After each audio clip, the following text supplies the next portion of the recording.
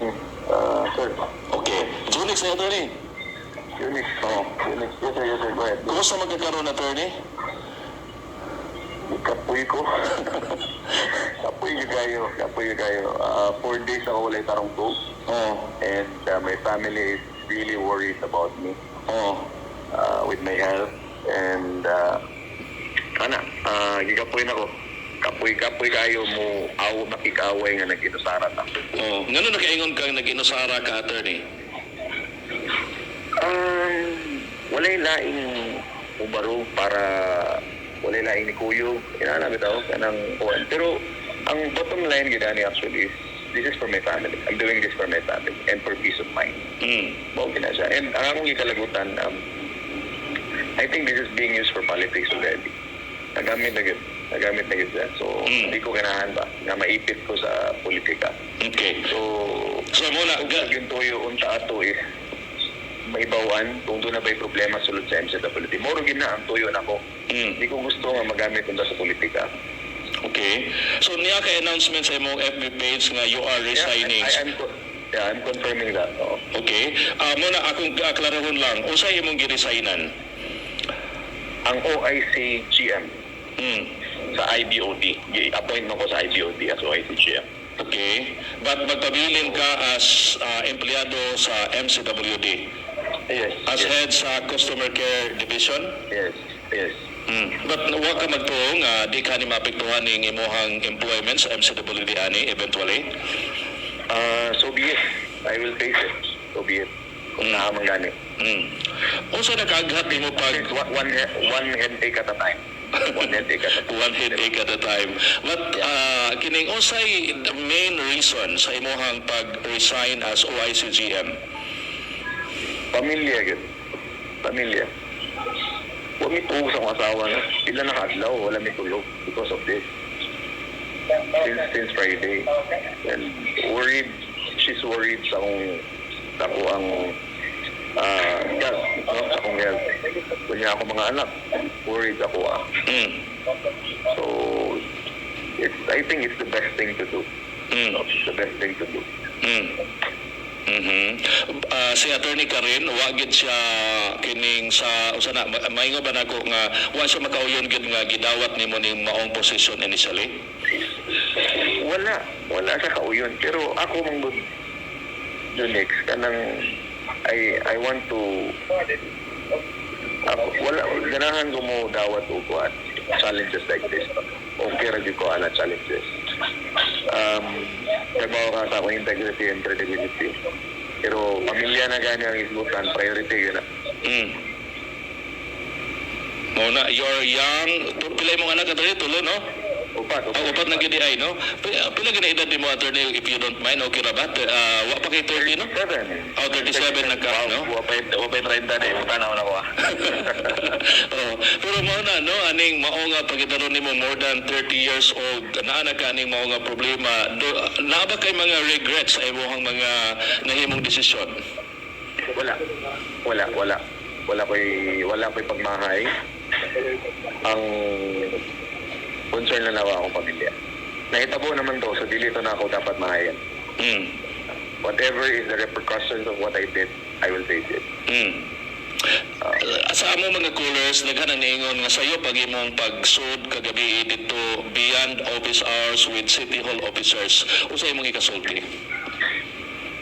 I was just following an order. From Luwa? Yes. Okay. From IBOD.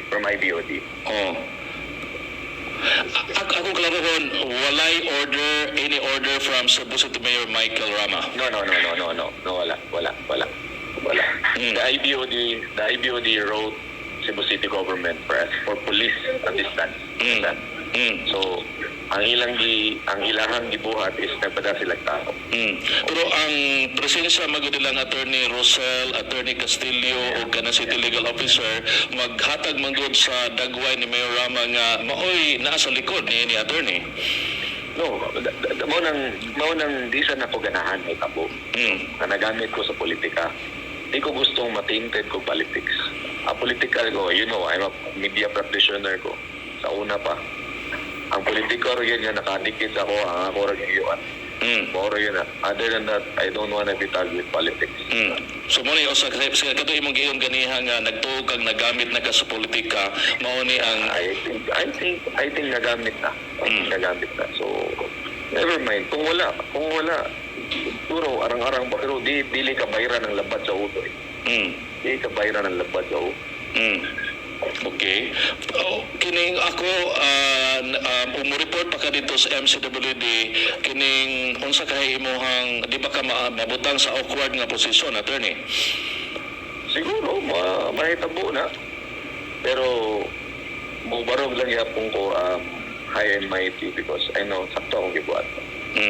Okay. Pero karon I need to stand my ground because my family is affected already. But wala mo cross sa imong mind nga mo biya na lang gid ka eventually as empleyado sa MCWD? I'm considering that. Iisip na ako na. Di yun ako na. Gitimbang-timbang pa na ako actually. Okay. So, naa na mo possibility kung mo decide ka niya na kanus aman soon? Amo sa istoryahan, sa akong misis, istoryahan pa na ako. Okay. Wa kay a meeting with nilang dalos donos within the day, attorney? Negative. I'm on leave right now. On live ka? Okay, ron na sa Gadlawa? Maybe in the next few days. I wanna clear the air. Unsay mensahe lang nimo sa taga MCW mga fellow employees o ingon man nilang donoso og sa grupo nilang dalos, attorney? Well, I hope with my resignation as OICGN, it will ease up the tension right now, and hopefully the issue between MCWD and Lua can be resolved immediately. Because I'm in between. I'm in between, and I'm fighting alone here in Cebu. So, and I can do that actually. I can fight alone. Pero pamilya nang apektado. So when it comes to family, that's a priority. Okay. Non-negotiable. So di na ka ni pa yung paglisa na suwaisism, di na ka mo appeal ba sa issue in between nila, attorney? Dili na. Okay. Sir, daghan kayong kan mga fellow employee nimo sir nga kining usay mo mensahe nila.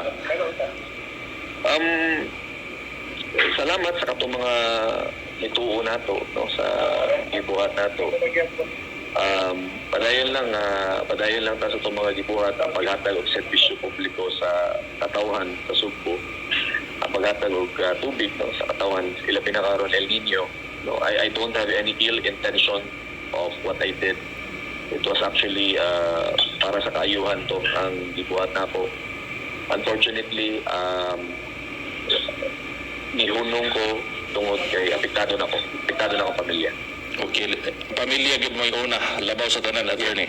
That is priority and non-negotiable na siya. Okay. You are an employee of MCWD since 2017? 18 di ay, no? Okay. Attorney, daghan kayong salamat ha. God bless, attorney. Thank you very much. Manghigala si attorney DX Lapid, John DX Lapid, no?